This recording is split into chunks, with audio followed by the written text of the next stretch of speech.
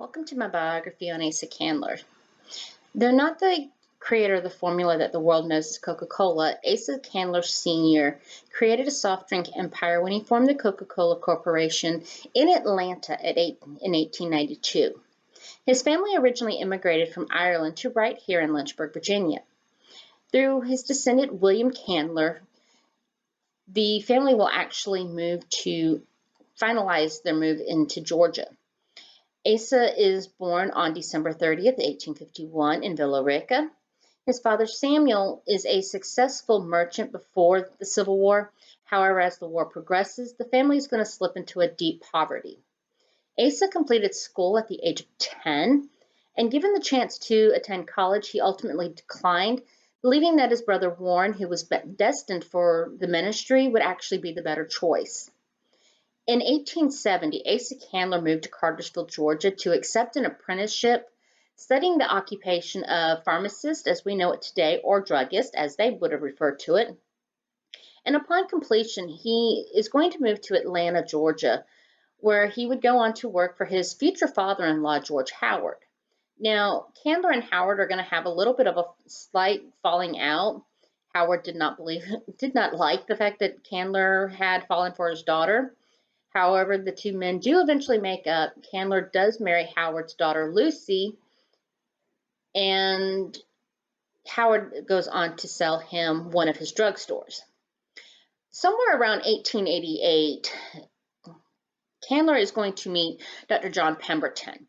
Now, Pemberton is actually a Confederate veteran and a pharmacist, and he is actually the creator of the formula that we know as Coca-Cola.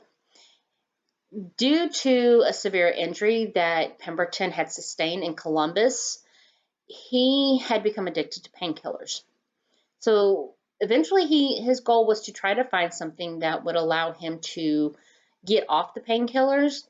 But as those of us who have studied the Coke formula know, Coca-Cola was originally made with cocaine, so that kind of backfired on him. And his addiction was never eased up, which ultimately winds up with him looking for more money. So that opened the door for Candler to actually purchase Coca-Cola.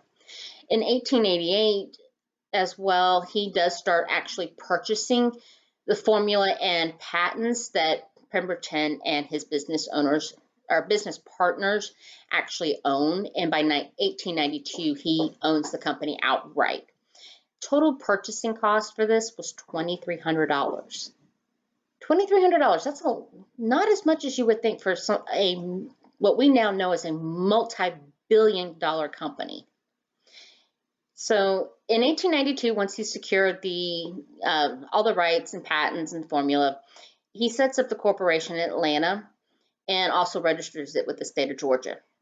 Initial funding for the corporation was around $100,000, of which $11,000 of that was devoted solely to advertising.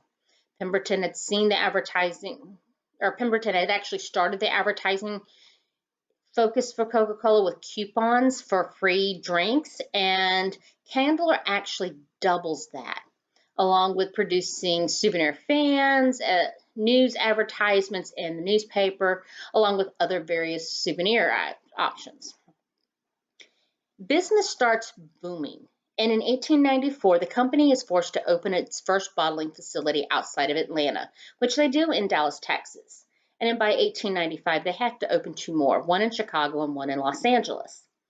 In 1899, however, Candler is going to sign a deal with a bottling facility in Chattanooga, Tennessee, that's going to give them exclusive bottling rights. What started out as one or two bottling facilities over the next 20 years actually grows 95% to 1,000 facilities. Financially, the business was exceeding expectations, which allowed for Candler to enjoy philanthropic opportunities. One such opportunity is of great significance to Atlanta, and that's the building and donation of what is now known as Emory University Hospital.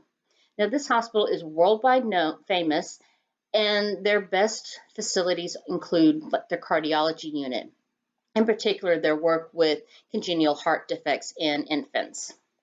In addition, in 1914, Candler is going to donate over $1 million for the establishment of Emory University in Atlanta. By 1919, Candler has decided he's made his fortune. He's donated lots of money to not only schools and education, but the community, the church, and he's decided it's time to start thinking about retiring. So he sells the Coca-Cola Corporation to a group of investors for $25 million.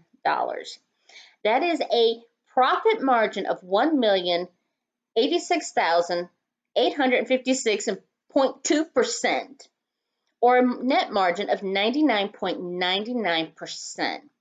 The proceedings in hand, Candler divided the profits among his children and attempted, to quietly retire. With money often comes scandals, and Candler was no stranger to those as well. In one instance, after the death of his beloved wife, a young socialite will go on to sue Candler for breach of promise, as she expected him to marry him regardless of the age gap. He did eventually marry again, though it was a short marriage due to his young wife's arrest, and he eventually lives out the rest of his life in solitude, growing roses of all things. So thank you, and I hope you enjoyed this.